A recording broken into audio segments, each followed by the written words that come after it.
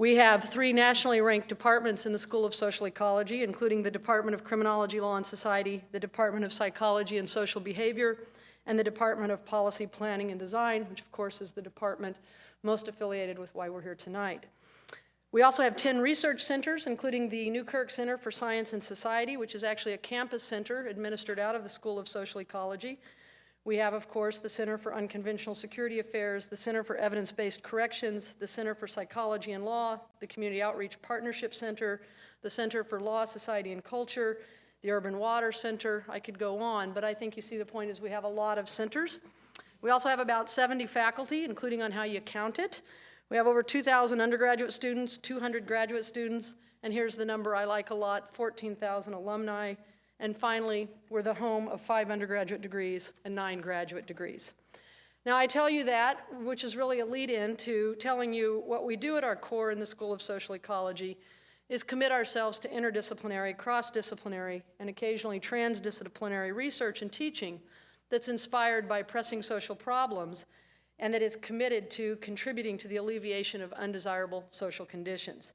For example, we have faculty working on a range of problems. I'll name a few off.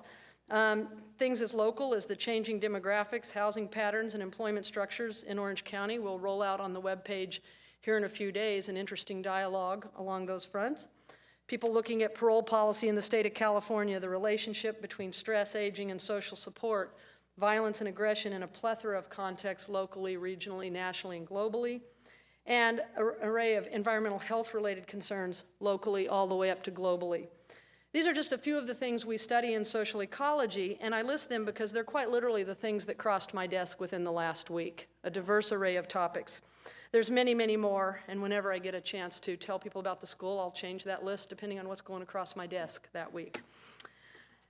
Whatever the topics of the day or the topics going across my desk, social ecology is, in the first instance, a school that embraces the pursuit of theory development, the creation of empirically derived knowledge, and the practical application of scholarly knowledge. It also embraces a commitment to civic engagement in the communities upon which we depend, to which we are committed. Often, I simply refer to the School of Social Ecology, when I don't have a long, lengthy intro, as a unit that's committed to top-notch research and the integration of knowledge, its production and its dissemination with public scholarship and service, its civic engagement. Thus, it seems to me it's entirely appropriate that social ecology is the home for the Center of Unconventional Security Affairs, often just called CUSA. I kept hearing CUSA, CUSA, CUSA, and I had to get the title right before tonight. CUSA exemplifies our commitment in the school to engaging in research and teaching that makes a difference. It quite literally shapes the future, to use a term affiliated with the larger campaign of the University of California, Irvine. CUSA examines how global change impacts the security of communities and nations, and in so doing, it exemplifies our mission of taking theory into practice to address pressing world problems. As you can see from this diagram, CUSA accomplishes its research and education missions through a global network that connects UCI faculty and students with scholars and leaders in Orange County, the United States, and around the globe, with a common goal to meet human and environmental security challenges of the 21st century. This image, I think, is quite inspiring. It's an amazing accomplishment in a very short period of time, to which I think it's very fair to give Richard Matthew a lot of the credit, so we could give him a quick round of applause. Of course, I think Richard would be the first to concede that he's done it with a lot of support from the community, from the school, from the university, indeed his many partners around the globe.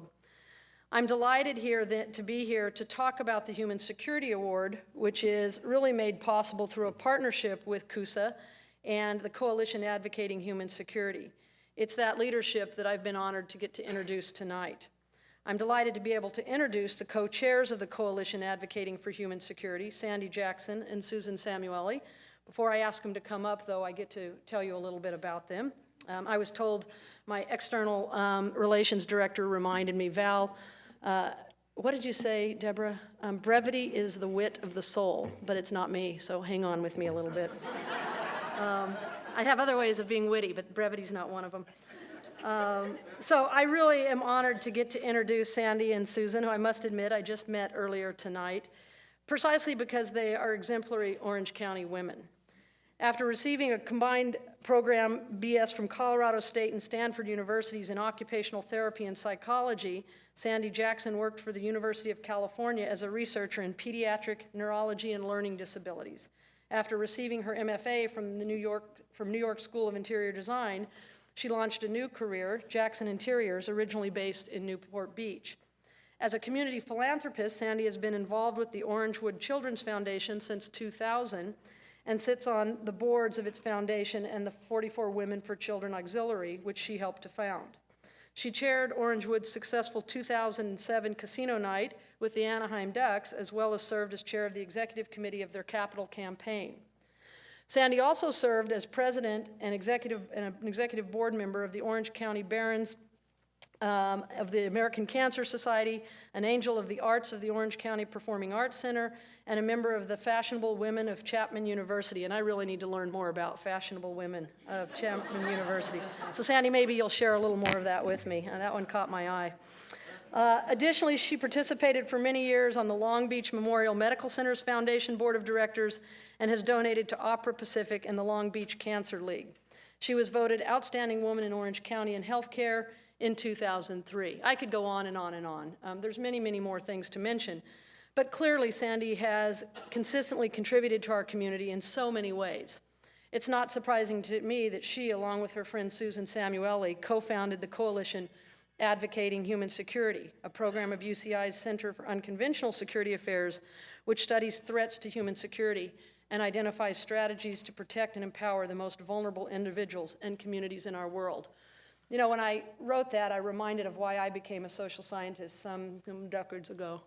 And it was really, quite honestly, the draw to the most vulnerable among us. And so I was really pleased to read that. And Sandy, I was touched to hear you described that way. Now, about her friend, and I presume they're still friends. I saw them talking together out there. I thought this was interesting. Educated as a homeopath, Susan Samueli is working with UCI's School of Medicine to expand its research and teaching programs in complementary medicine. She is a member of the Susan Samueli Center for Integrated Medicine and serves on their board of advisors. In 2004, she spearheaded the Samueli Center annual event at UCI called, and I loved this, Laughter is the Best Alternative Medicine, and is a key figure behind the Samueli Center's Women's Wellness Day with the event's 7th annual staging in May of 2009. Susan's work has been recognized with the UCI Medal, the highest university honor.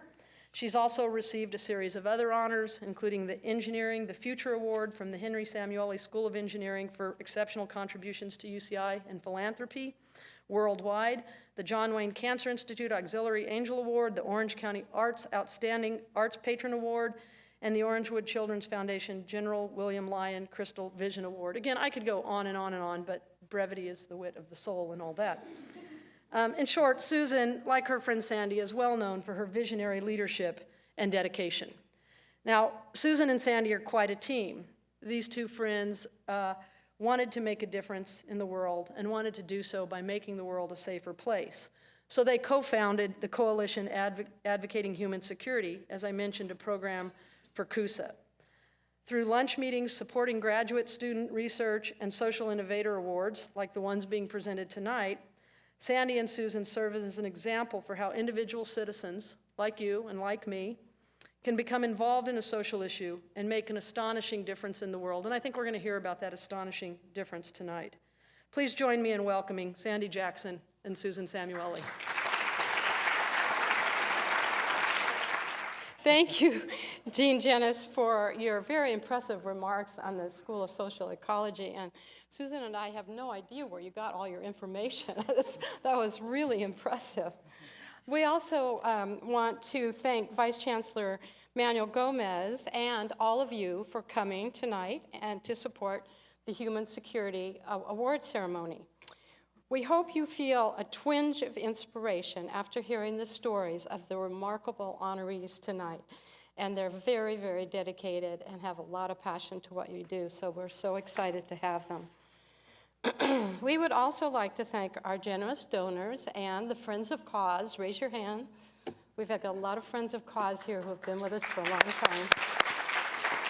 are really the backbone of our organization, and they're help us do everything that we do. We have, from the Friends of Cause, some gift bags that are available on your way out, and there's a reception afterwards, so we hope you remember to get your gift bags, and you'll find a lot of fun things and information in there. As Dean Jennis said, Susan and I founded the Coalition Advocating Human Security in 2005 out of a mutual passion for empowering women and the impoverished, and an underlying frustration with the duplication of efforts and the lack of cohesiveness with some of the efforts that are being used to solve the world's toughest problems.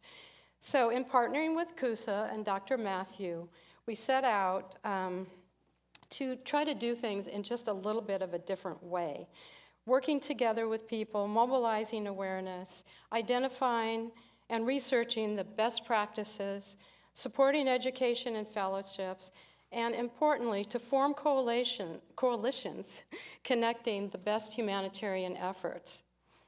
Susan and Richard will both elaborate on some of the things that we're doing in a few minutes. But as part of our mission to promote awareness and connect, every year we recognize individuals and groups who have made dramatic difference in helping to protect and empower the world's most vulnerable communities.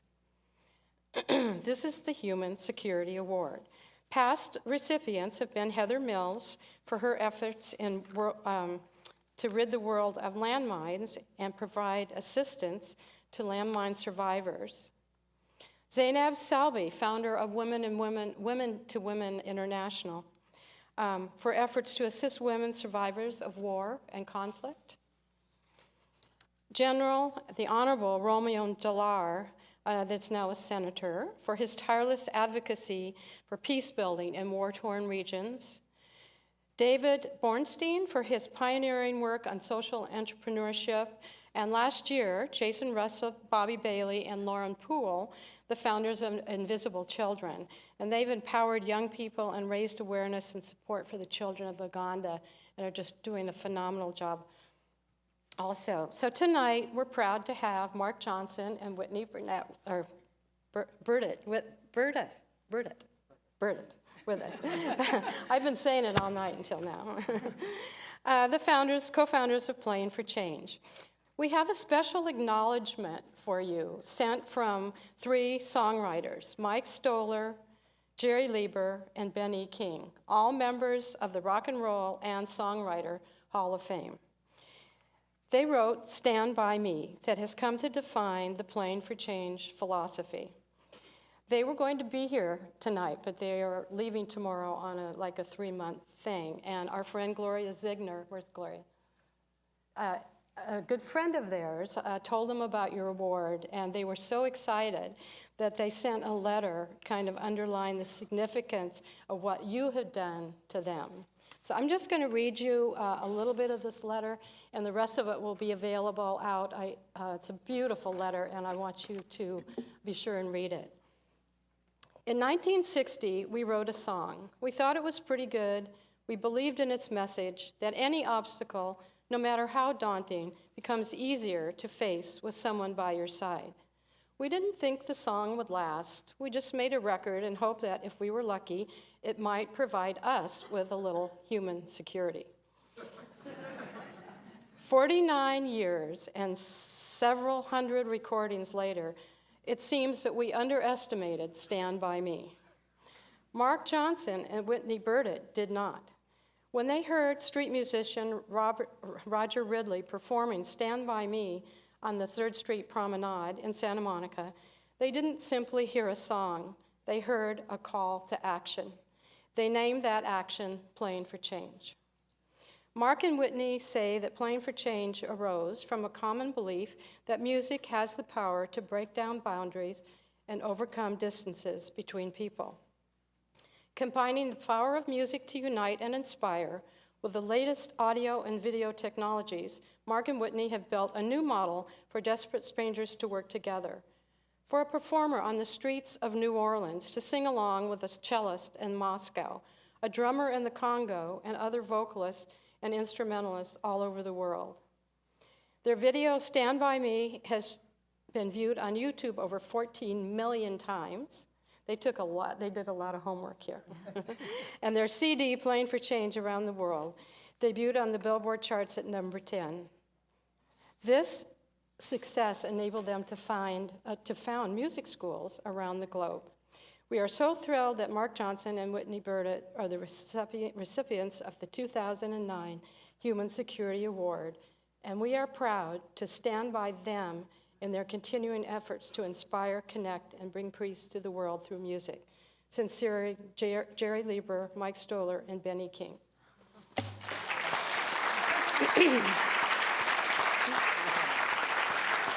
Now I'd like to introduce Susan, and we have this framed for you to take home. Don't fall off. Sandy's a hard act to follow. And so is Val. But thank you, Sandy and Val, for your wonderful introduction. And I, too, would like to thank you all for coming today. And, of course, add my congratulations to Mark and Whitney. I know we're all looking forward to hearing what you have to say after that. It's a tough one, huh? 6 years ago, Sandy and I were very excited to contact Dr. Richard Matthews, the director for CUSA, following a very exciting summit which honored Heather Mills for her work to eliminate landmines from war-torn countries. Following 9/11, Sandy and I were horrified, like so many others, and wanted to do something to make a difference in the world. We knew that Orange County had a tremendous pool of talent, resources, and interest, and uniting these resources, we could possibly find some answers to the global challenges facing America and the rest of the world.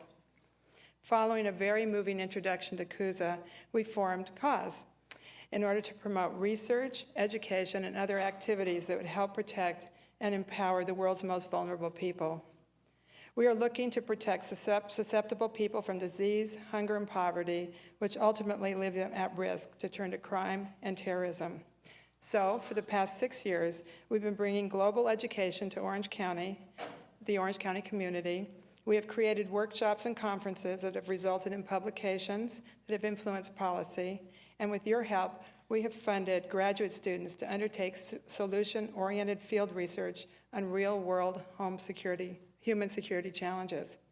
We hope you've spent some time in the lobby to check out what our fellows have been doing. We've funded 11 fellows, and you saw some of the places when you saw the map where they've been. Tonight, it is my pleasure to recognize the work of one of our CUSA students, Crystal Murphy Morgan. She is our 2008-2009 recipient of the Heather Mills Graduate Fellowship in Human Security. Crystal is a CUSA student research affiliate and planning, policy, and design doctoral student.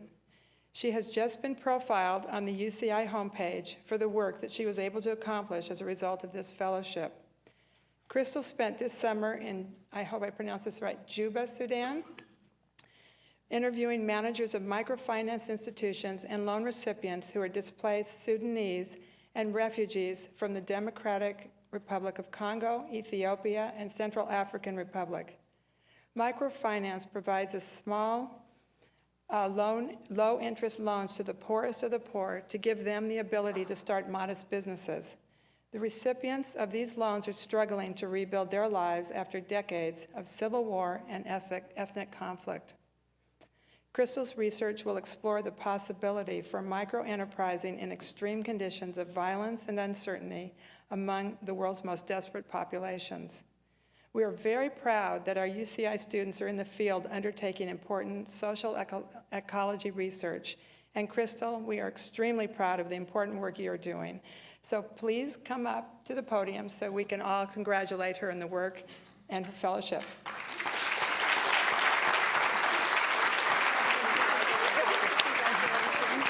so proud of you.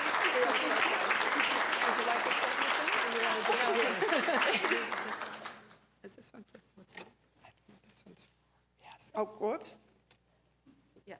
We do have the fellowship in a frame For you. for Crystal. Thanks.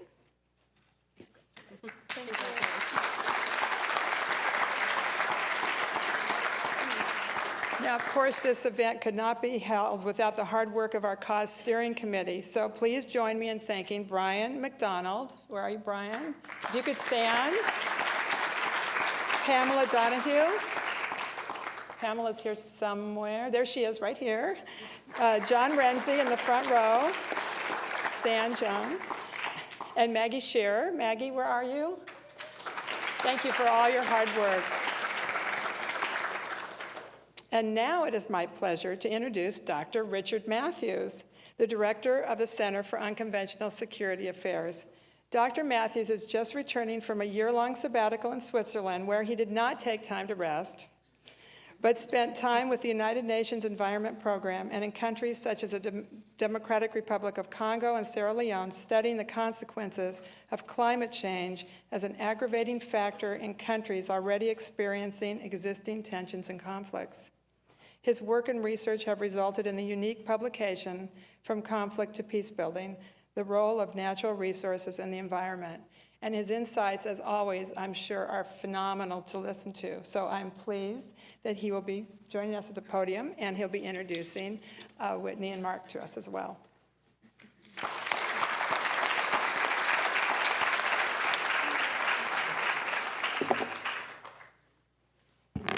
I got to say that every year it's getting more and more difficult to be sandwiched between Susan and Sandy on one hand and the award recipients on the other. Let me say a little bit more about Susan and Sandy. You've already heard about their backgrounds. They have built a bridge between Orange County and the university. And these bridges, over the course of my career, I've seen countless attempts to build bridges like this. They're very easy to start up. They're very difficult to grow and sustain. And what we've seen happen over the past several years has been truly remarkable. We have done an enormous amount. It's been a very exciting process to be part of, and to see the resources and passion in this local community brought to bear on some of the world's global problems. So it's been a real pleasure for me to work with them. I want to give you a little bit of a sense that this has been a great year for us, a really exciting year for us. And I'm not going to go into detail about it because there's other places that you can get that detail. But let me give you a sense of what I mean when I say it's been an exciting year for us. We're a research center, and the first thing we have to do is do research. And every 2 or 3 weeks this year, we've produced a new publication.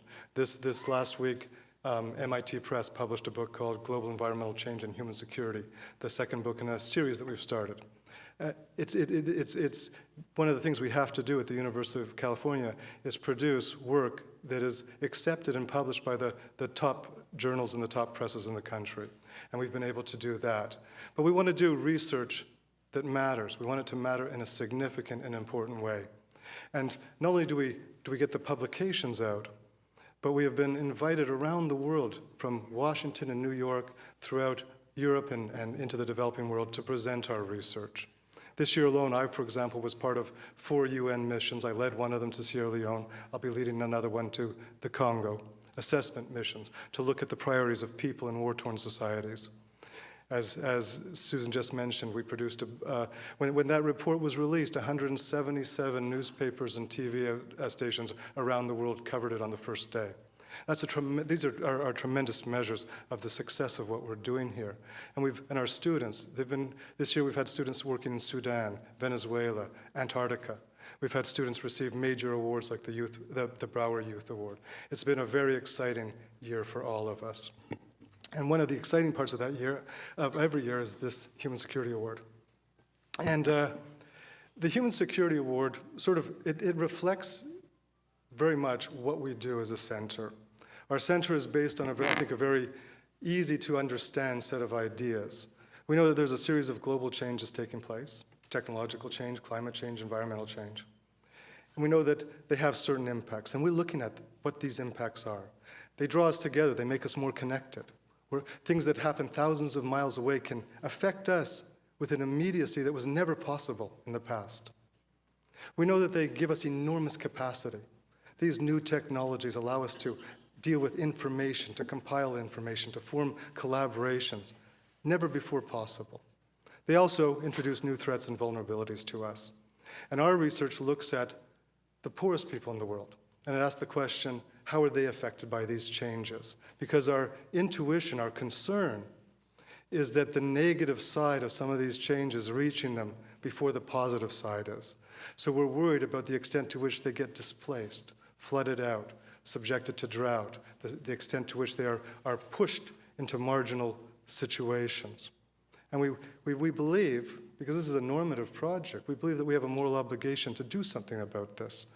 And if we want to make a difference, we have to understand it. And that's what our research is about. It's about trying to understand these issues and figuring out how we can help, how we can bring our capacity to bear on these things. The Human Security Award recognizes someone who has used the tools available today in our world, especially in the North and the wealthy parts of the world, to do something truly remarkable for people who are less advantaged, who are in need in some way. I didn't come from a very wealthy family, and when I was 12 years old, I received a scholarship to a very prestigious boys' private school. I was just reminded of this earlier by my wife. And honestly, it was a little bit like, from a social class perspective, I was a misfit. But I got a good education, and one of the things that I was exposed to, I just remember tonight was Bob Dylan. One of my classmates exposed me to Bob Dylan at the age of 12. And I thought to myself, because I'm not American, I thought to myself, this is what America's about. These incredibly unique individuals using music to champion social causes. And I grew up believing this is what America was about. When I came to the United States, when I decided to move to the United States, I came filled with an idea that for Americans comes naturally, it's instinctive. And that is the idea, I guess it's a sort of reverential awe for an ontological principle of difference. We believe that difference is a source of strength, that difference is a trigger to innovation and creativity, that difference protects us, diversity protects us from extremism, that is the foundation for freedom. But I've also learned over the years that there's another side to this in America, and probably it's a very human side. And that is that there are times, there are things, there are points that we all have experienced when differences don't matter. When we're brought together around a common purpose, a sense of shared fate, when we're unified in a deep way, when the differences don't matter to us. And America is this place where this celebration of diversity and the sense of unity and shared purpose have worked together so effectively for so long. It's a remarkable place to move to, because here it doesn't matter who you are, where you came from. You have an opportunity as an individual and as part of something that is truly magical. And that, I think, is very exciting. I think that America represents that, and music represents that. We all know the difference between Eric Clapton and Willie Nelson. We know the difference between a guitar and a saxophone. And we know that if we had got Willie Nelson up on the stage tonight playing his guitar, it would be a unique sound that probably nobody else in the world can quite replicate. We also know that if we brought a whole bunch of musicians together, they would produce something magic themselves. And that's the beauty of magic. It also brings these two things together, difference, diversity on the one hand, and a sense of being part of something. What Playing for Change has done, what impressed me so much about Playing for Change, when I first came across them a couple of years ago, and I was trying to find out more information about what are these people really trying to do in this world, is that they seem to understand that at that point where diversity becomes part of a sort of shared purpose, where it unites for a shared end, that there's so much vitality and energy and power there. And they've given this opportunity to musicians around the world and to many other people who are not musicians to be part of this, to be distinctive individuals, to retain their full individuality and yet be part of something that can only be produced when we work together at it. And they've gone a step further, and this, I think, is what really intrigues me, is that they said, you take all this vitality, this energy, and this power, you direct it to something good. And they've identified something that we can all recognize. It's very human. It's this need to belong, this need to be inspired, this need for hope, this need to be able to care about others, this need to matter, to be able to matter, to have a life that matters. I've spent a lot of time in Sierra Leone this year. Sierra Leone went through 10 years of the most brutal conflict imaginable. The stories I've heard keep me up at night. And I wondered when I first went there, how could you take a group of people, 15-year-olds, 18-year-olds, 20-year-olds, and how could they engage in a brutal war for 10 years? How could they enlist with rebel forces from another country? And when you talk to these people, they give two answers. They say, we were starving. We were hungry, we needed food, and they provided us with food. And that's one answer, but that wasn't enough. And what you hear all the time is, we didn't matter. We were insignificant. We were excluded from everything. And they made us matter. They made us important. As soldiers, we suddenly became something. It was through fear, and a lot of them regret it, but they mattered. I guarantee you that if you had taken all those young people in Sierra Leone in 1992 and you had put them in music programs, and you'd given them food and music and guitars, we would have saved hundreds of thousands of lives. They wanted to be part of something. They wanted to matter in some way. And this is, I think, what Playing for Change is. It's opening up this opportunity for all of us to be part of something and to matter in some profound way. And it comes at a good time. You know, if you look at the newspapers, it's all about cutbacks, furloughs, challenges, daunting challenges, looming catastrophes, chronic crisis, disasters. It wouldn't be very hard to read the newspaper for a few days and decide there's nothing I can do that matters. These problems are too big. These challenges are too great. They are overwhelming. And to sit there and say, well, I might as well protect my own little patch of turf, because who knows where we're headed. The founding fathers of this country, they didn't know the threat of nuclear terrorism. They didn't know what global warming was. But they faced some fairly daunting challenges, disease and war and disaster. And the smart money in Europe was that they were going to fail, that they weren't going to make it, that they were going to be overwhelmed by those challenges. And I think that if they had said to the people of this country, I think that if they had said, hey guys, if we lower our expectations enough, if we reduce our expectations enough, a few of us might just muddle through this daunting world of challenges. But what they said instead was, we're going to take the tools at hand, and we're going to lead our way through these challenges, and we're going to craft a better world for ourselves and for our neighbors and for the future. That's what we're going to do. Nobody believes it's possible, but that's exactly what they did. That's exactly what they did. That's what this country is about. It has brought together diversity and unity, and it takes on things like daunting challenges. And Playing for Change reminds us of that, and it reminds us that we have a responsibility. We have tools. We have great challenges in this world. We have better tools than any generation has ever had to meet them, to step up and do something about them. And we have a responsibility. Because we have so much capacity, we have a responsibility to ourselves, to what this country stands for, to the people beyond our borders who don't have that much capacity. We have a responsibility to use these tools to make a difference, to matter, and to help other people make a difference and to matter. The distance between the founding fathers of this country and the founders of Playing for Change is not very great when you think about what we're all talking about here. And it is really, truly an honor for me to be able to invite onto the stage this year's Human Security Award recipients, Mark Johnson, Whitney Burdett. Thank you.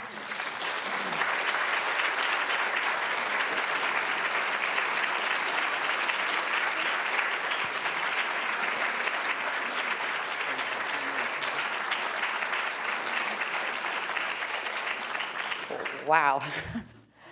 Whew, to say that is quite an introduction from all of you is an understatement of the century. But thank you so much to CUSA and to the University of California at Irvine and to everyone that enabled Mark and I to come here and to be able to speak and share the story of Playing for Change with you. We have been working together for 8 years, Mark and I, and this is the first time that we've ever received an award, and it's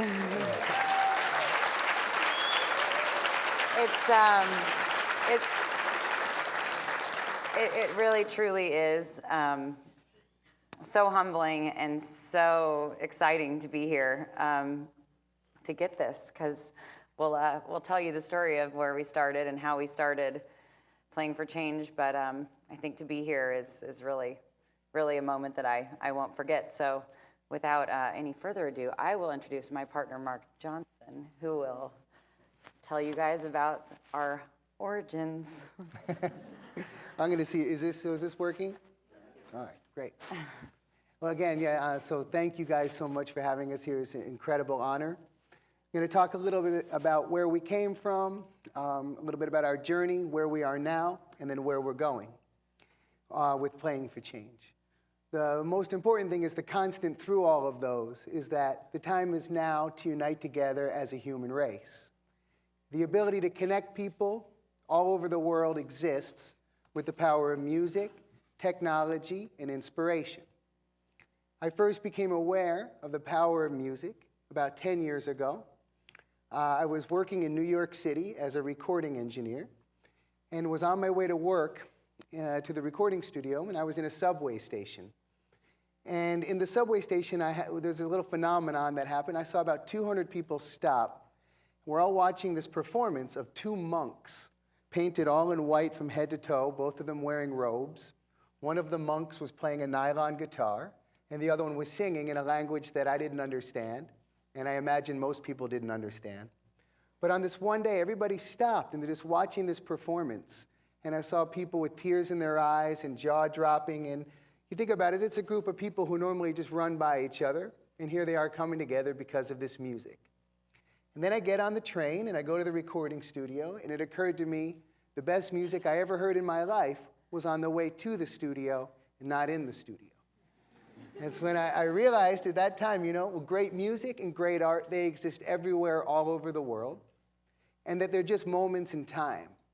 And we can use these moments in time to bring people together and to inspire each other as a human race. So, shortly after that, I decided, well, the most important thing for me is to go find those moments, to be a part of that. Whatever that was, that energy, that human connection became my life's driving force. So I moved out to Los Angeles a few years later and was fortunate enough to meet my partner, Whitney. And we got together and we said, well, listen, let's go out and explore this. Let's see if this exists. Let's go out there and try to find these moments and see what we learn. So we created our first film. In 2005, it was released, called A Cinematic Discovery of Street Musicians. And I'm going to let Whitney talk a little bit about the first film. Okay. It's kind of interesting how I think part of what is worth talking about is how Mark and I ended up in the position that we are right now, and it was through a lot of fate and a lot of we were talking earlier about knowing that one person can make a difference. And I think Mark and we set out not with that per se in mind. We were introduced through a mutual friend, and he gave me that very similar story, and the act of being able to capture these moments that were slipping through the cracks of society, and the connection between people that normally would not connect, or that normally that moment would not be archived, was something that was incredibly interesting to me. And I was at a moment in my life where I was sort of, in between shows. My background was not in music, and it was not in filmmaking, and it was not in recording, it was in theater. And I just went, oh my gosh, this person has an incredible amount of passion. Let's try and make this happen. So we set out about a month after we met for the first time with a crew of about 5, one of whom is here somewhere. We started filming and recording musicians on the streets in Santa Monica, and went to New Orleans, and then to New York City, and then ran out of money on our first film. And we also, at that point in time, had about 10 times the amount of footage that we had anticipated having. because we set out with the hunger just to capture these moments, and the fact is that these moments are happening 24 hours a day, and we just couldn't get enough of it. So as we traveled and went to these 3 cities, we really realized organically the whole idea behind Playing for Change, and what you know now as Playing for Change is these songs that are around the world. We realized in our travels, in the actual wheeling of the recording studio to the next place and putting the headphones on the next musician, that we could in fact create, we could bridge that gap, the geographical gap between the 2 musicians, and have the musician play over the musician that we had recorded previously. So in that travel, in that first film, we birthed the Songs Around the World concept, and we finished our first film, like you said, in 2005, right. And it was great. It was great. And then as soon as we finished that one, we said, okay, we're on to something here with this connecting people through song, and wouldn't it be incredible to try and go around the world and do this with and branch out of the street musician context per se, and really go into communities where people weren't being seen and weren't being heard, and listen to their music, and then combine them together. So that is the story of how we started from a meeting in West Hollywood, California, to one film, to a second film, and then out of that second film came what most of you have probably seen, and what Richard saw that brought us here, is the Stand By Me video. So it's a brief overview of how we ended up in this place, but do you want to lay out Stand By Me? Or? Sure. So we're going to play the first video for you guys so you can catch up with our journey. But so, I guess the main thing was the first film was a discovery of, as we said, of street musicians, we realized the humanity. If you really want to connect people around the world, you have to go to the roots of the people, and you have to start with that. So we started with the street musicians. Then we realized, okay, we could try this all over the world. Then we could create songs with different religions, political views, social, economic status. Regardless of their differences, we can find ways of bringing out common inspiration between them.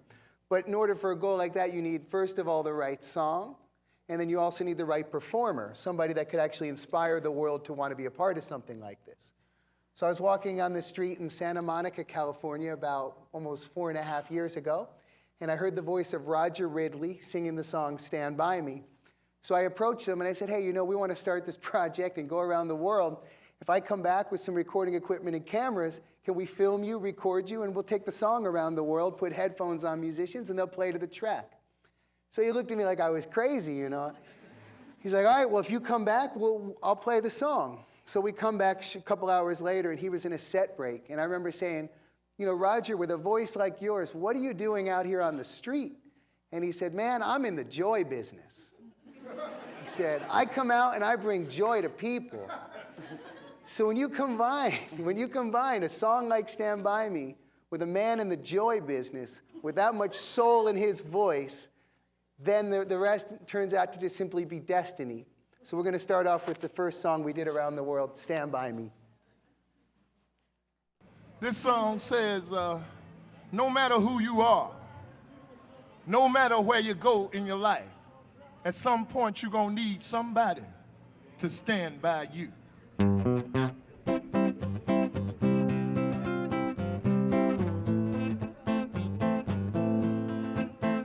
Oh yeah, oh my darling, stand by me.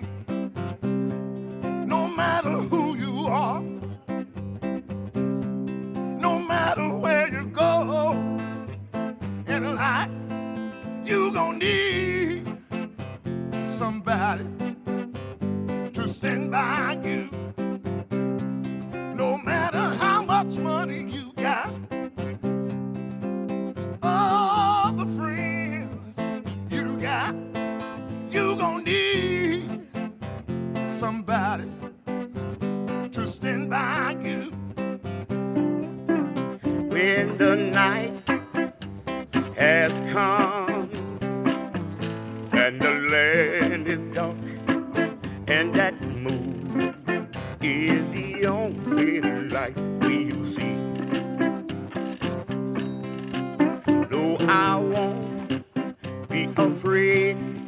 I want.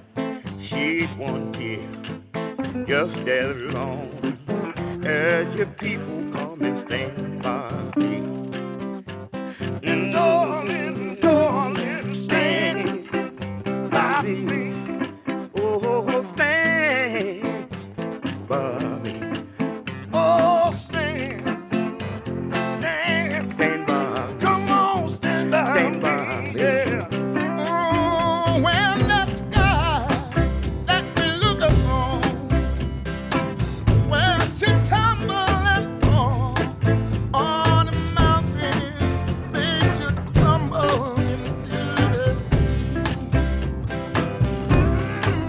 I won't cry, no, I won't shed a tear just as long as you stand by me. So darling, darling, stand by me. Oh, stand by me. Please stand, stand by me. Stand by me. And darling, darling, stand by me. Oh, stand by me. Please stand, Stand by me. Stand by me. Oh, baby, baby.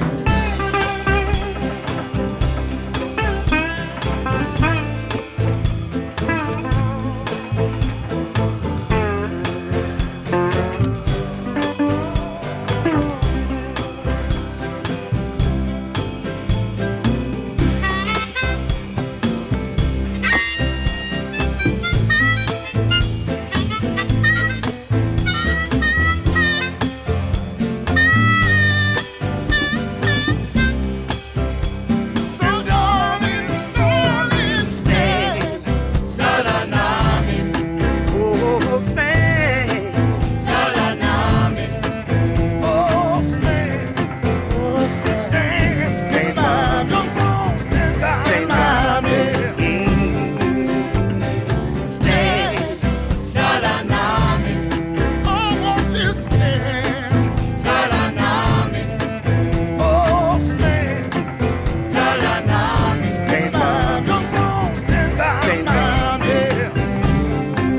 When the night has come And the land is dark. and the moon is the only light we'll see, I won't be afraid.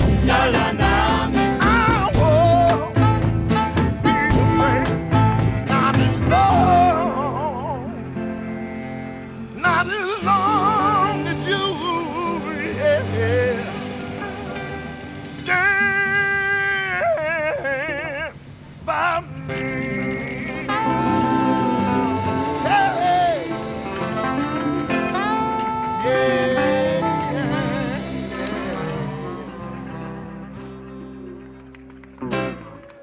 Thank you, thank you.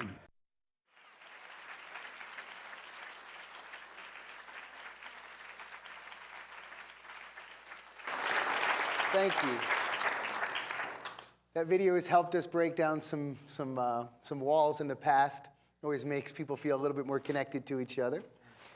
And so we wanted to talk a little bit about, okay, so we're traveling around the world, but then what? You know what I mean? So what are you doing along this journey? How do you go to these sort of places and get different people involved and different cultures and actually create something that you could call a movement? So as we're traveling around the world, we started with golf cart batteries powering the equipment, and then car batteries. Then eventually we're able to take battery packs where we could go into villages and go into mountaintops and really get deeper into the places we wanted to go around the world. And the most important thing I think we've learned along the way too is you never know when inspiration is going to strike. And you know, as long as you open yourself up to it, it really is like we talked about. It is everywhere. Just like great music and art are everywhere, so is inspiration. So, around midway through the first Playing for Change film, my brother gave me a book called A Day in the Life of Africa. And in this book, there were 100 photographers, took a photo on the same day across the continent. And in the book, he had one of the photographs framed for me. And the photograph was a bunch of musicians playing in front of a really, really, downtrodden part of town in front of a shack. And they had so much soul in this photograph. So I put that up on my wall, and I remember telling the crew that we were traveling with, we're not just going to nice places, This isn't a film where we're just going to go to exotic places, and we're going to go to the roots of it all. And we're going to go find these kind of people. They became like a metaphor for us. So I did some research, and I found out, okay, the guy playing the upright bass is the leader of the band. His name's Pokey. So I was like, okay, we know we need to find Pokey in Guguletu, South Africa. So that's about as much as we knew. And we go down to South Africa, and we're in Cape Town. Guguletu is a township about 30 minutes outside of there. And so we were walking to eat dinner one day, and I remember we heard this music playing, and we're like, well, that's part of our mission, so let's go follow the music. And these guys were performing. And at the end of their song, they were taking a set break, and we said to them, hey, as we did everybody we'd met. I mean, we were a little bit strange. Like, have you ever met Pokey? Most people look at us like, what are you talking about? But this one guy jumps up and he says, he's my best friend. We're like, really? You know Pokey? And he's like, yeah, Pokey's my best friend. I'll take you to him. So we jump in this van, and we drive out to Guguletu, passing about 1 million shacks. And I think it was one of the more humbling moments in my life, because you're coming from this beautiful city, and then you're seeing what's next to it. And it's one of those fascinating moments of, how is this possible, I guess, is the first thing you're thinking. And then we get there, and to Pokey's surprise, here comes this van up to his little home with a bunch of cameras and people jumping out. So he must have thought maybe he'd won the lottery or something.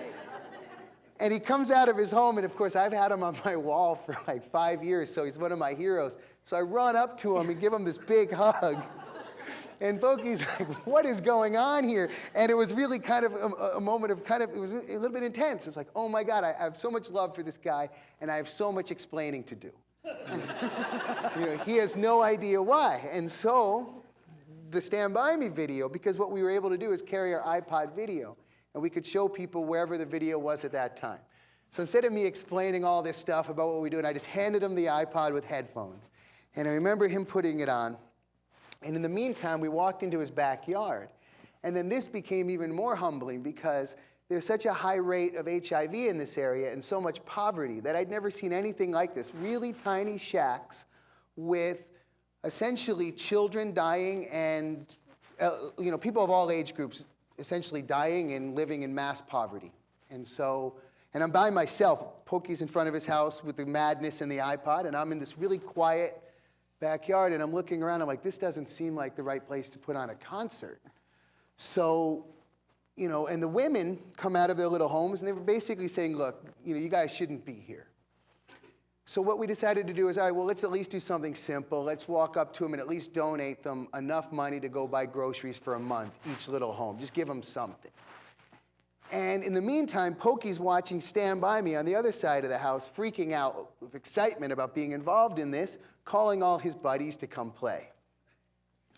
So we said, well, Pokey, maybe we shouldn't put on a concert. And he says, no, we must put on a concert.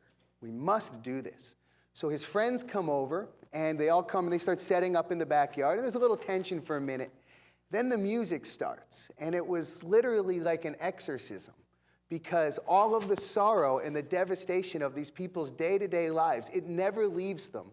And we watched it fly away for this moments in time, where all the little kids come out, and so the exact spot of the performance was where Pokey was playing the upright bass in that video with the little kids in the shack. And so they put on this performance, and the women come out and start dancing, and the kids come out and start dancing, and it was this celebration like I'd never seen before.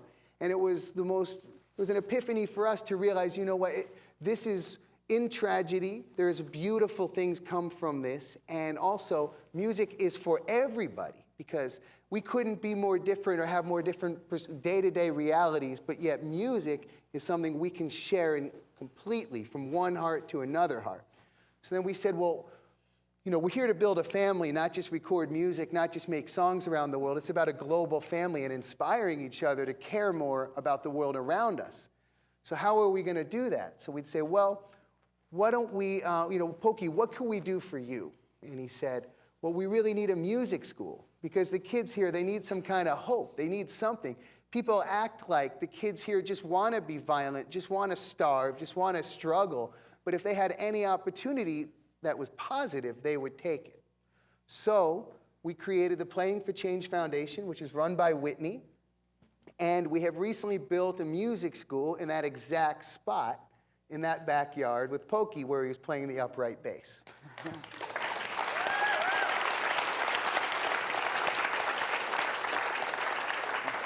And so I just want to let Whitney talk a little bit more about the Playing for Change Foundation. Yeah.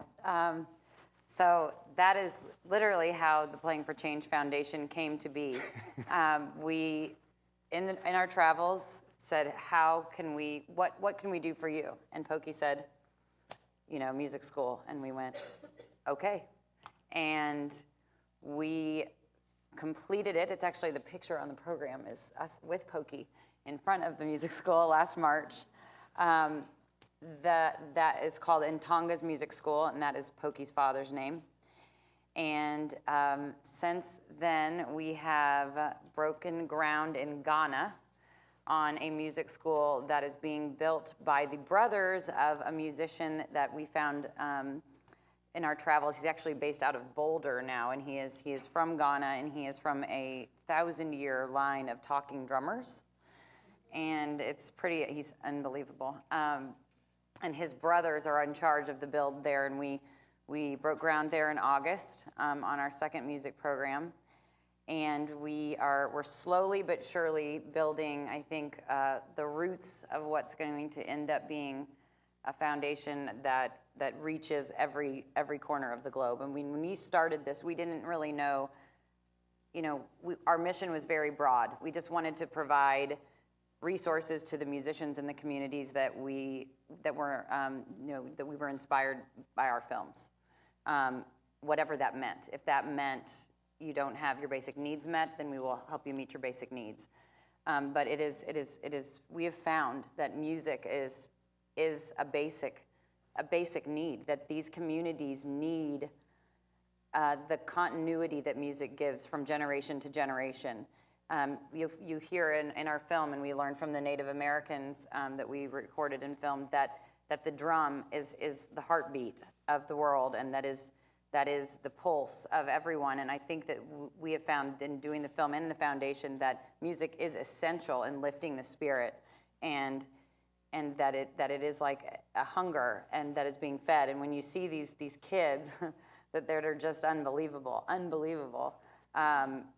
Like you were saying, you know, had those child soldiers had the opportunity to have a guitar instead, you know, that you don't think that we could have saved a couple 100,000 lives. Well, we started very small, but we're really excited about the fact that we've been able to go back in and make a difference on a very small level, and we hope that it will end up being a much larger level. So, and I think it was incredible for us to realize that, you know, this isn't something that we had any background in doing per se, but it was a need that came up, and we could have looked at it as an obstacle, but instead we said, okay, this is an incredible opportunity. We can go do this right now in Guguletu. We can go build this school right now. We can make this building happen right now. We can give them instruments right now. And we just did it, and we sort of, as we do with Playing for Change, go, oh my gosh, we want to do it, and we did it. But and we're still doing it. So I'm really excited about what the foundation has done and what we're going to do in the future. And we now have a video that illustrates the building of the first school. And oh my gosh, before the video, I totally forgot. We have an amazing story to tell. We actually have been doing work in Nepal as well, and have recorded some incredible musicians there. And during the process of traveling there, we had met him back in LA, a wonderful gentleman by the name of William Ora, who is like a saint. He travels to Nepal every year on his own dime, and travels outside of Kathmandu to this remote village called Tintale. And to get to Tintale, you have to drive in a bus for 15 hours and then walk for 3. And you can only get there a couple times a year because of the rivers being too high, and there's a lot of natural issues and animals and tigers and things. And he goes and goes to see these villagers, and just to bring them basic supplies and love and compassion, and shows them that there's someone that's thinking about them. And he had an idea to create a learning center. They've never had a learning center at all, any sort of school in this village. So we partnered with him, and the Tintale Village Learning Center was completed this summer, and the Playing for Change music program at the Tintale Village Learning Center was started this summer. And in one of the greatest stories, I think, that we've ever had happen during the Playing for Change process, just an immediate story of how socialization and stereotypes can be changed just in one quick moment by music. I think I'll let Mark tell it. It's really an incredible story. So, when you're doing these kind of schools, there's so many things that come from it. It's not just about music. It's about so many more things. Really, this whole project isn't just about music. Music's the door that opens you to be more likely to be involved in raising the consciousness of yourself and people around you. So we bring all these flutes to Tintale, Nepal, and all these instruments, and just to give you a basic level of how this is done, they say, it's very simple. They say, well, how are we going to pick the students? Okay, well, we have this new flute that nobody in our village has ever played before. So let's lay it out, and let's let all the kids line up, and let them pick it up, and any kid that seems like he's got any potential is a student. Right? So, of course, they have all the kids lined up, but they're all boys. So our guide, Rashmi from Kathmandu, is a fiery young woman, and she says, well, wait a minute, where are all the girls? And the elders say, oh, no, the girls wouldn't want to play music. She's like, what, are you out of your mind? Of course they want to play music. And they say, well, we don't believe they would. So she goes out by herself to each of the little homes and rallies the girls. And so the girls come, and this really confident young girl walks up and plays the flute better than anybody else.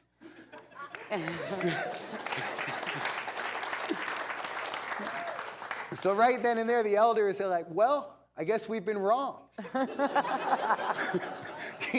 So you see women's rights immediately take shape in Tintale, Nepal.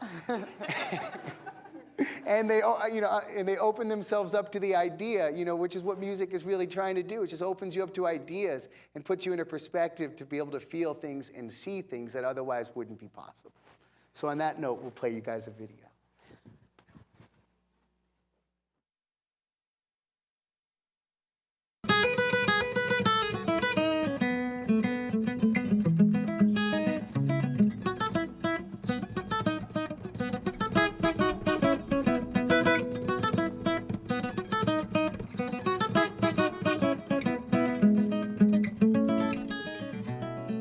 When you're filming musicians that you never met in foreign countries, especially people outside, that we had to embrace them and make sure that they could see in us that what we were there for was inspiration, and to let them know that we were going to build a relationship around the world through inspiration, and let that be the guiding light.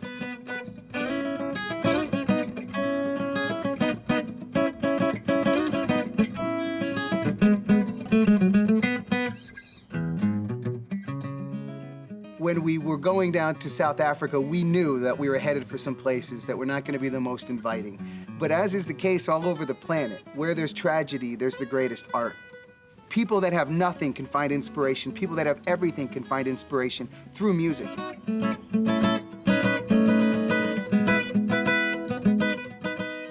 When there's problems and your heart and mind is not in a good place, that's the time when you actually bring yourselves together. And music is born out of that.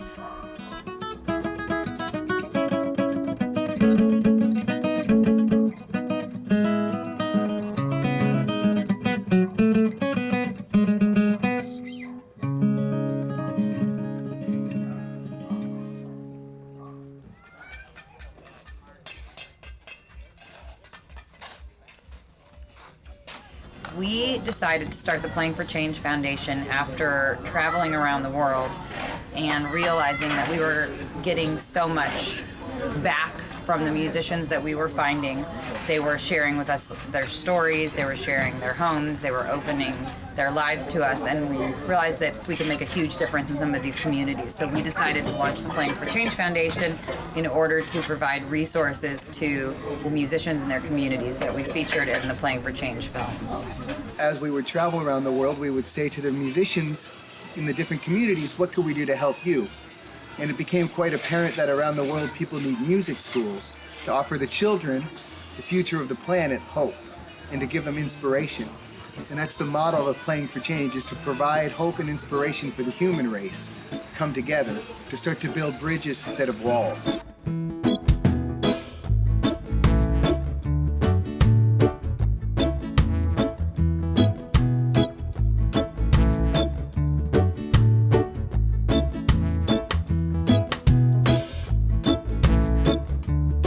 Young people, I'm gonna teach you what I know. Young people, I'm gonna show you what I see. Look to the sky, I see the moon, the sun and the stars. There's an energy, look at the sea. It's alive, or about the penguin. No more pollution. Young people, I'm gonna teach you what I know. Young people, I'm gonna show you what I see. Look to that bush, butterflies, give them one more chance. I love the nature, all of your parents, your brothers too, poor or rich, we want respect. Young people, I'm gonna teach you what I know. Young people, I'm gonna show you what I see.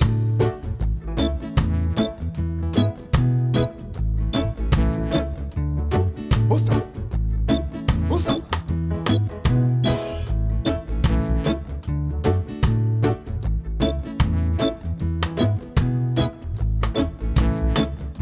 Be clever at school.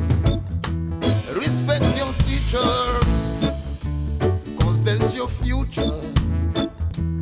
You will be, and when we'll be gone, you must be the young people, young people, young people, young people, young people, young people, young people.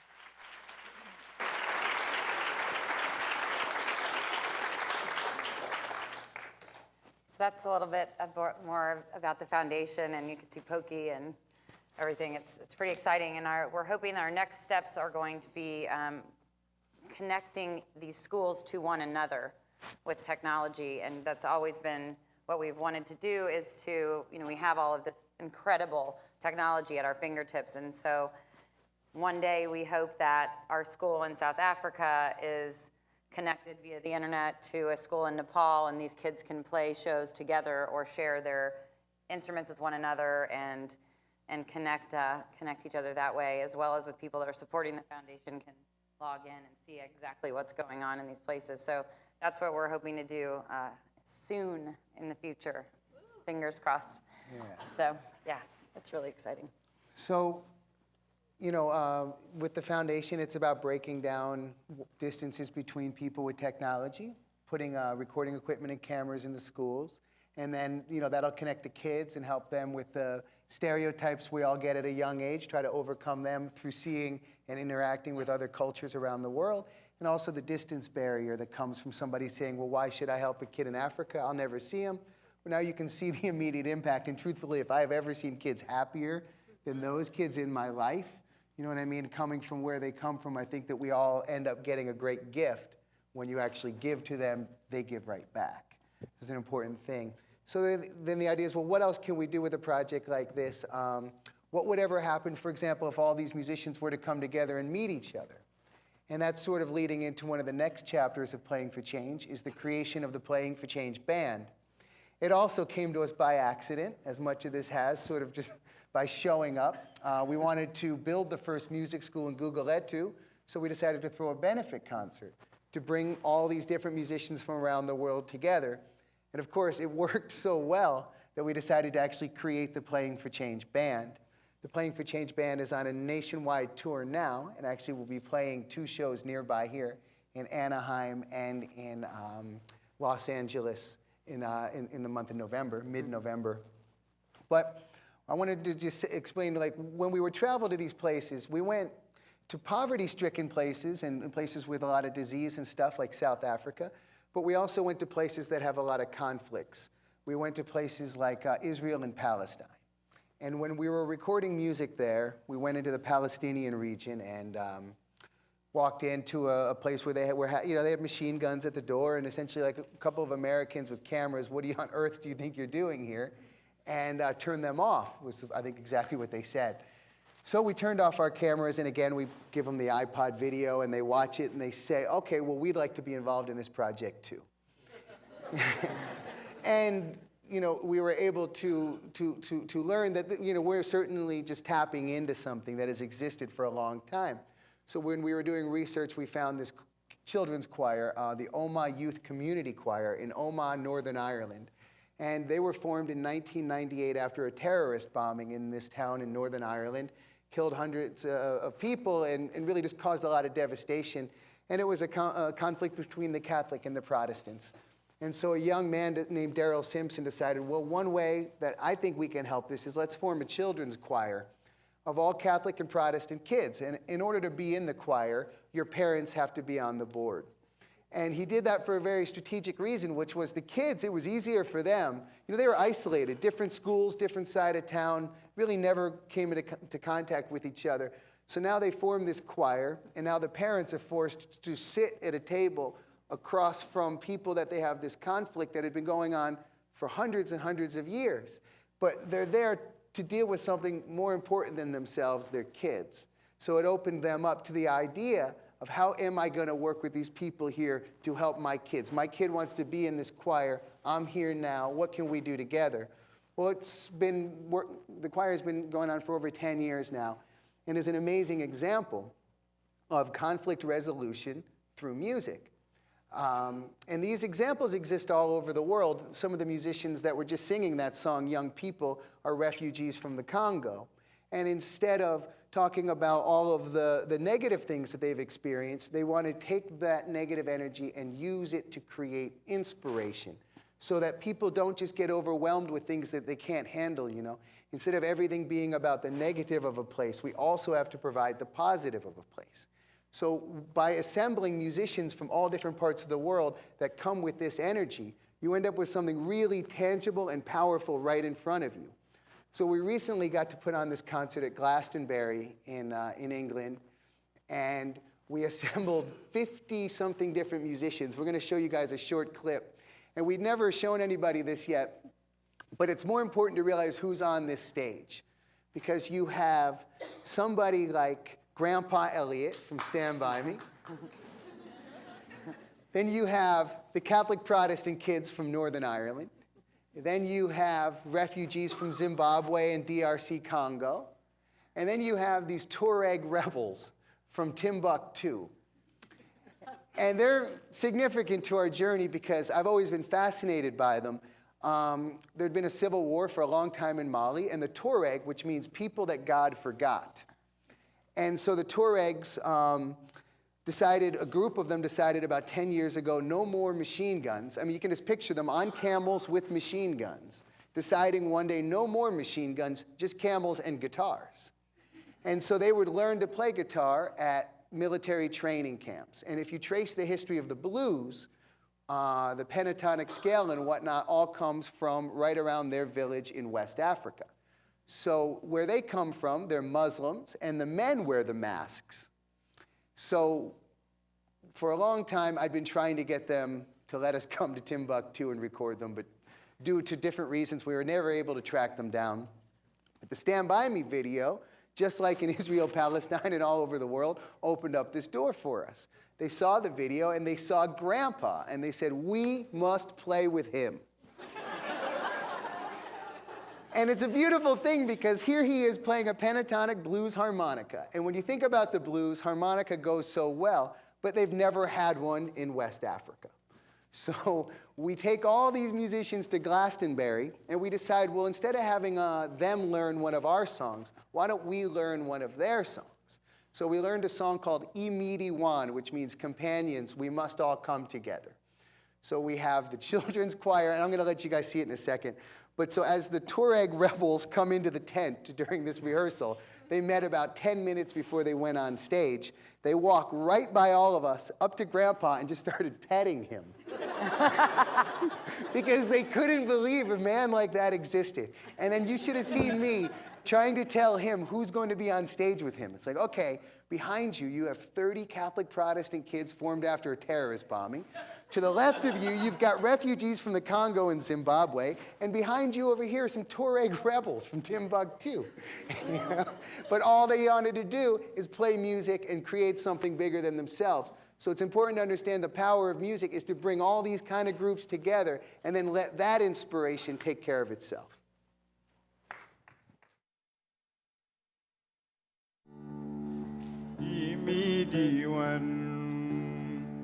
نفريك تمدام لغاسستاني هانيمان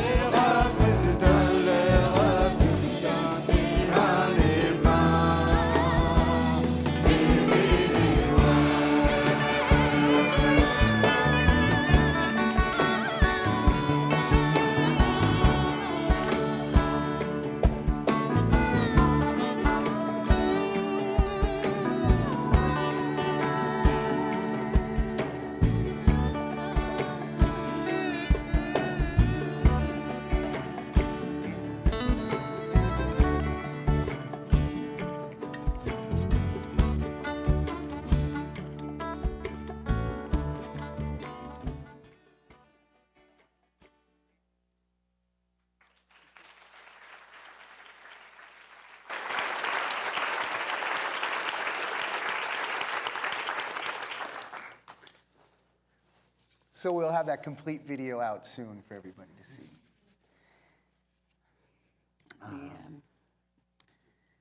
Okay, sorry, I still have only seen that a couple of times. It's pretty amazing to see all those people on the same stage together.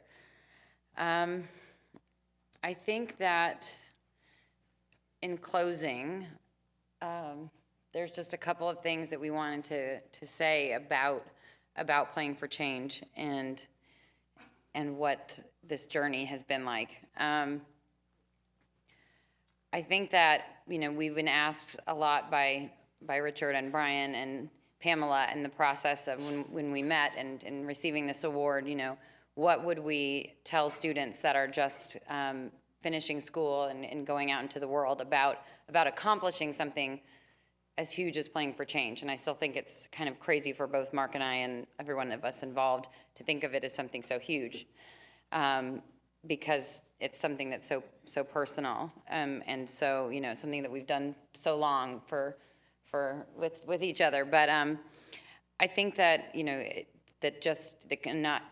cannot be said enough to just follow your heart and to stay true with what you're trying to do. I think the reason that Stand By Me and our videos resonate with so many people is because we were very persistent in trying to find the positivity in every community we went to, and that is what we started with all those years ago back in Santa Monica. We wanted to find the human connection. We wanted to listen. We wanted to stop and listen to the music and really hear people. And I think that even if things aren't exactly the way you planned it, like I had no idea I would meet Mark and end up a month later, wheeling around a recording studio. But it happens, and it's the best gift I've ever been given, and I'm so lucky every day to get to do what I do. I still stand here, and I cannot tell you how many times I've seen Stand By Me and still get the chills, and I still end up with a smile on my face.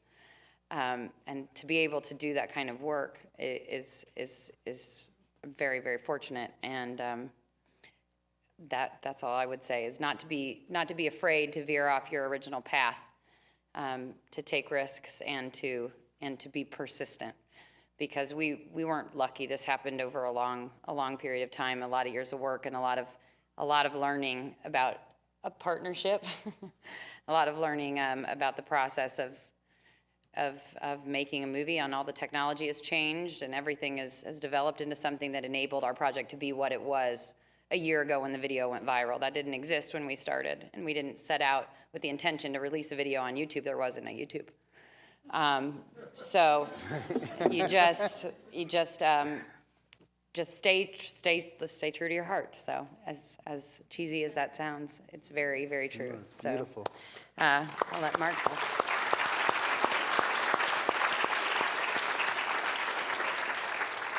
And, on a side note, never in my life have I met anybody who stays more true to their heart and believed in something that could have gone, there are so many problems in life when you pick a direction you believe in.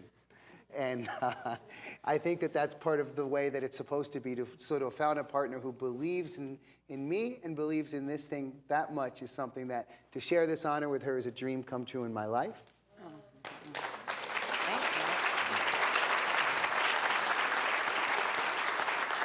And then it's sort of like, well, what did we learn that we could try to pass on to other people? I mean, one thing is that there are so many great people all over this world, and that although we live in a world that has a lot of divisions, we also have a lot of connections. And it's up to us to manifest them, to find them, and to be a part of them. Because, we don't know where we came from, and we may disagree about where we're going, but we all know we're alive right now. And it's important that we spend that time actually believing in each other, because it's the only way we're ever going to make anything any better. So what I learned around the world is that everybody in this entire planet has had to persevere through something, and in that lies our humanity. I learned that we have a lot of differences, but we can create our connections. And when we were recording the Zuni Indians, some of the most amazing people we've ever met, they said to me, well, before you come here, the elders would like to know, why should we be a part of this project?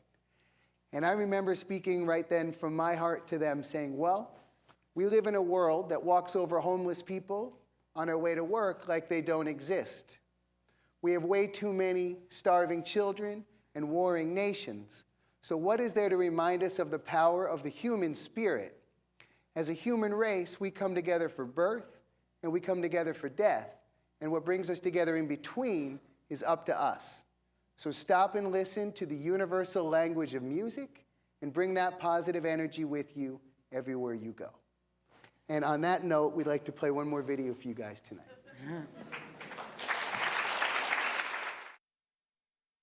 According to our philosophy, music has been a great power to bring peace and to get enlightenment, because it is sort of meditation.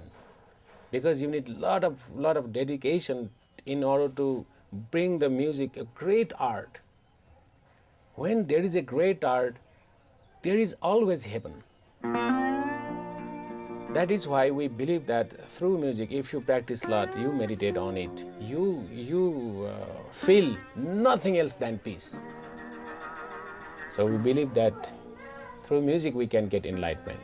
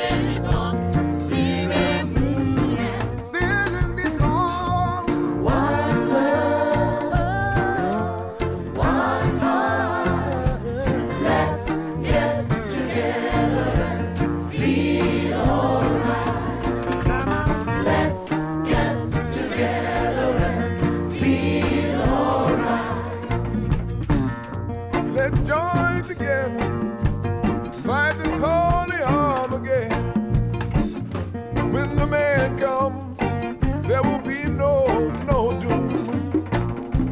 Happy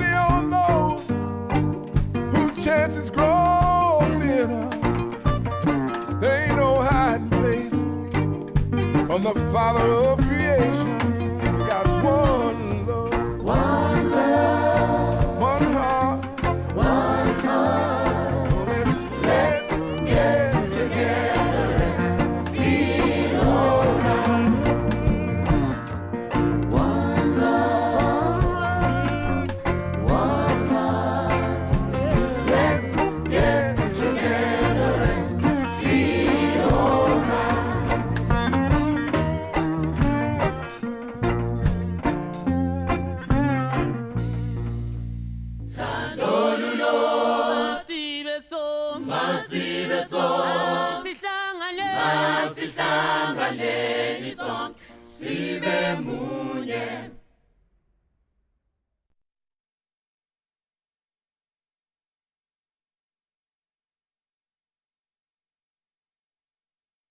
So we just wait for you.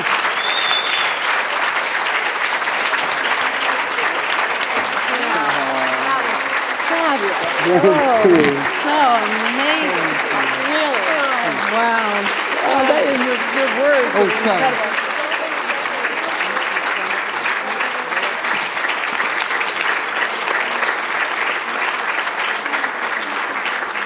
Thanks. I'd like to invite Val. Would you join us on the stage? You got something?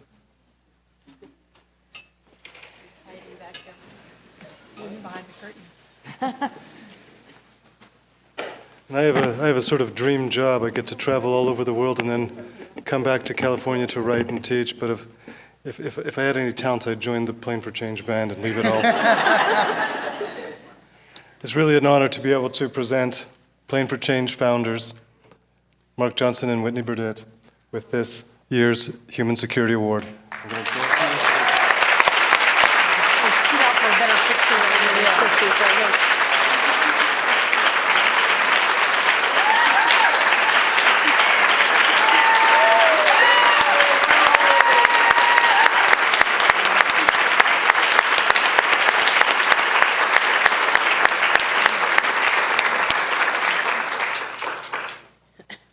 And we also have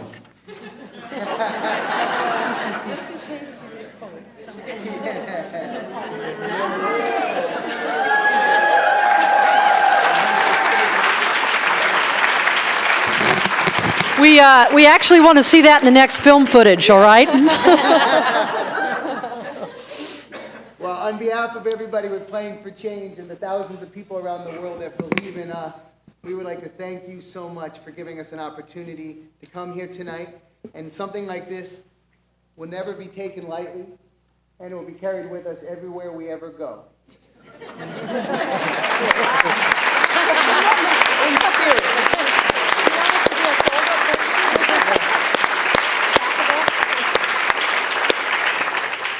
But thank you. We'd like to ask everybody to help us, help us help each other. Come to playingforchange.com, playingforchange.org. Check out the music schools, check out the band, come see them, become part of the family because this is for you. This is for everybody, and we'd like to thank you guys again for this incredible honor. And your concert is... We have is my mic? I can probably talk loud enough. November 13th in Los Angeles at Club Nokia and November 14th in Anaheim at the Grove. We'll be there. Yeah. We'll be there. So you guys are our guests. And you'll see the band is everybody you saw. So Yeah. I mean, not the Tour Red Rebels, Right. but everyone else. Yeah, so thank you guys so much for coming. We'll be sticking around if anybody has any questions or anything. And please join us for a reception right upstairs. Thank you very much.